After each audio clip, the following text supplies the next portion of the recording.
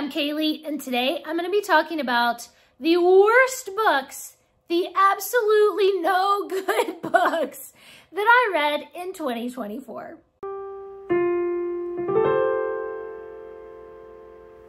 I have 16 books that I want to talk about today. 7 of those I did not even finish. 7 of those were DNFs. And 9 of them I did actually finish. Before we get into all the disappointment that was my reading in 2024, I'm going to reach back here to our Booktuber Shoutout book, and we're going to shout out somebody randomly. Today's shout out goes to Page Turners with Katya. I will leave a link to their channel in the description. Be sure to go over and subscribe to them. And if you haven't already, please do subscribe to this channel and give this video a thumbs up if you also had some disappointing reads in this past year. And of course, follow me over on Goodreads and Storygraph and all the places. Okay. These books are in no particular order. They were just all a disappointment. I think I'm going to start out right away with possibly the worst disappointment because I have read other books by this author that I really loved, and then I was just like, what are you doing? This is not good. I read Tiger's Tale, which is a spin-off book. I think it's actually going to be a spin-off series from the Tiger's Curse series. Now, I love the Tiger's Curse series. I think I've read it through twice. I really liked it. But Tiger's Tale just took such a dark direction. There were all these flashbacks for this one character, flashbacks to his childhood when he was abused in horrible ways, and it was just really, really gross. It made me nauseated. It was just extremely dark. And I did not expect that from this author, from other books that I've read by them. I did end up reading it most of the way through, and then I just kind of skimmed to the end because I just couldn't take it anymore. It was just grossing me out so much.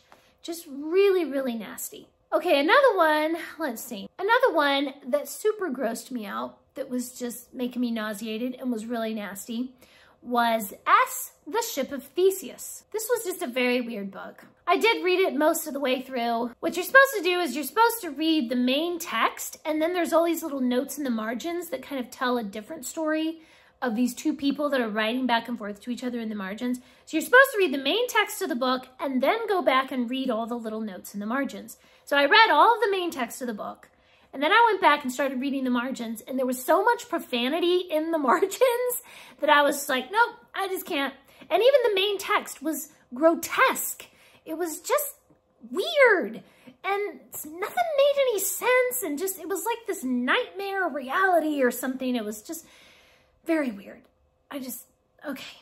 I also did not care for The Secret Library. It started out fine. It's this girl and she finds this library that's full of secrets. And you take out a book and it takes you back in time and you learn someone's secret. So it was kind of interesting because she was learning all these family secrets in her family. And then it's like, well, now you have this knowledge. What are you going to do with it? But there were a few just problematic elements in there that I just didn't care for. Things that just, not really offensive necessarily, but it just kind of rubbed me the wrong way. And I didn't really care about any of the characters. I just kind of lost interest. I did read it all the way through, but it was just kind of meh by the end. Then we have Joe and Laurie. So this is a retelling of Little Women where supposedly Joe and Laurie end up together. This was just very strange. None of the characters in any way really resembled the way that the characters are in the original Little Women. And I went into it not really expecting it to be like the original Little Women. It's a reimagining, it's a retelling. But there was just nothing of the original spirit or vibe or anything that I love about Little Women. The dialogue was so boring. In the first 50 pages, nothing happens. Nobody does anything. And I just couldn't. I just couldn't with this book. I also read a short story by Robert Louis Stevenson called Providence and the Guitar. This was really weird and dumb, and I didn't care about the characters. So it's like these traveling troubadour people, they can't pay their hotel bill, they get thrown out into the street, and they just kind of wander around doing nothing. I mean, they're not like, oh, let's try to play some music on the street and then, you know, do some busking and make some money. They don't do that. They just kind of sit in this orchard and starve. And then they go visit this one guy's house, kind of begging. And it was just, there was no point to it. There was just no point to the story at all. I just hated that so much. Okay, after I read the Kane Chronicles, which I loved, I read the Kane Chronicles Survival Guide. So this is a book that is supposed to have like more backstory for the characters and explanations about all the different Egyptian gods and what they stand for and like what their powers are and things like that. First of all, the artwork was hideous. Why is it that all the Percy Jackson artwork, like every Percy Jackson artwork that I've ever seen, this like the official artwork, it's all just hideous? Why? I've seen tons of beautiful artwork for Percy Jackson and Kane Chronicles, but all the official artwork is super ugly. And the book itself did not have any new information. Like, you can't read it before you read the Kane Chronicles because that's spoilers. But if you read it after you've read the Kane Chronicles, there's no new backstory, there's no new information, it's all stuff that you already knew. So what was the point of that book? Nothing. I also did not care for Queenie Peavy. This is about a girl named Queenie, and she's really badly behaved, and she has an awful home life, and her father's in jail, and they're poor. And so she lashes out, she acts out, she starts fights, and I just really hated her. And she kind of has a little bit of character development where she's like, maybe I should behave myself, and that might make things easier on me in life if I wasn't constantly fighting with everyone. But it was kind of like too little too late. I already hated her, so that little tiny bit of character development just wasn't enough. I did not like any of the storylines. I did not like any of the characters. This was just a dumb book. I didn't care for it. Then there was this graphic novel that I read called Family Time, where this family goes to visit Ireland as tourists, and they get whisked back in time, and they have to like defeat this evil feudal lord back in the olden days. And there's magic. It was just not that interesting. The story was really just kind of boring. There wasn't very much really going on. The artwork was okay, but it was just nothing special. Then there was The Red Thread. This is about a girl who thinks that she is getting like these echoes of memories from her past lives from like 200, 300 years before. And she thinks that like her reincarnated soul is surrounded by the same people that she knew in her past lives. But she knows that somebody murdered her in a past life. So she's trying to figure out, wait a minute, who was the killer? And are they trying to kill me again?